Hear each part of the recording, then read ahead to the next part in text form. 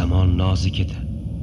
Ma'lumki, kommunistik qizil mafkura xalqni partiyaga sajda etuvchi qullarga aylantirdi.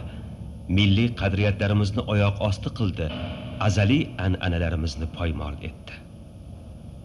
Garchi SSSR konstitutsiyasida grajdanlar vijdon erkinligiga ega degan so'zlar bitilgan bo'lsa-da, amalda teskarisi edi. Ashaddiy dahriylar tomonidan ruhoniylar ta'qib etilar, hibsga olinar, qatag'on qilinardi. Dinni afyun va xurofot deb haqoratlovchi yuzlab kitoblar va broshuralar muntazam bosib chiqarilardi. Xullas, din g'orat qilingan, shakkoklik va lo'ttivozlik quturgan payt edi. Mana shunday vaziyatda shariatni yoqlab chiqish kishidan jasorat va o'tkir idrok talab etardi. Shunday insonlar topildi. Bular Eshon Boboxon va zurriyotlari Ziyovuddin xon edi.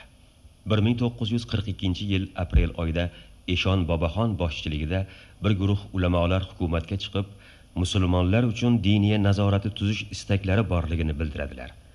1943-yilning 20-oktyabrida Toshkentda O'rta Osiyo va Qozog'iston musulmonlari vakillarining birinchi qurultoyi ochiladi. Qurultoy qarori bilan O'rta Osiyo va Qozog'iston musulmonlari diniy nazorati markazi ta'sis etiladi va unga Eshon Boboxon bir ovozdan rais etib saylanadilar.